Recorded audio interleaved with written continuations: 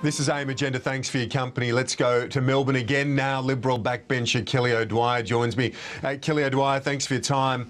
I started this my interview with Greg Hunt with a similar question or assertion. It has been a remarkable 24 hours in your party in Melbourne. Oh, well, as you know, every day in politics is new and interesting. But I suppose your question goes to what's been going on down here in Victoria over the last 24 hours.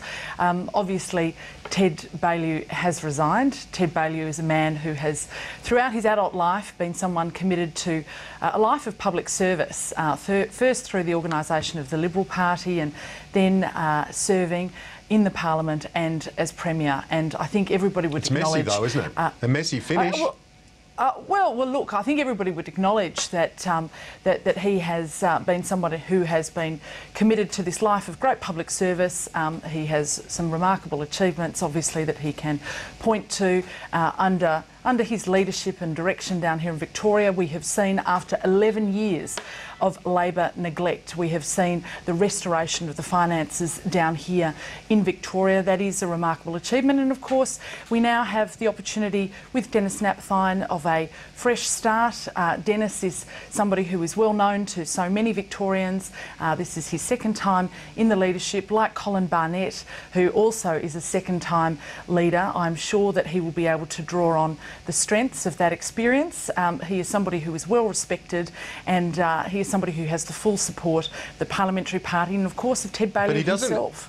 Unlike Colin Barnett, Denis Napthine's going to have to rely on a colourful backbencher, now independent MP to govern, held ransom by someone who's quit his own party. It's not the best look. And the other thing is, in an election year, Tony Abbott won't be happy to be seeing this sort of uncertainty within the Victorian Liberal Party, surely.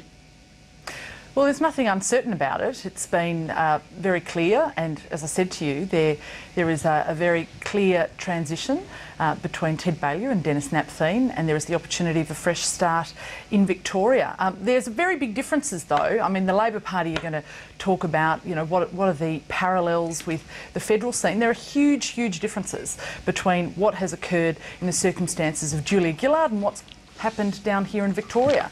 Down here in Victoria, we've had a very smooth transition. Obviously, what we saw up in Canberra was very different. We saw faceless men then going on to television on Lateline declaring that they had killed a Prime Minister. We see somebody in Kevin Rudd who is very keen to regain his job. He was most definitely pushed. He was somebody who did not go quietly nor willingly. He was somebody who did not want to lose his job, and yet he was taken out from that position. So we've got a very different set of circumstances down here, and while the Labor government might want to distract from their own record, people in Victoria understand that the federal election is going to be fought on federal issues, that the Gillard government is going to actually have to be held to account for their record.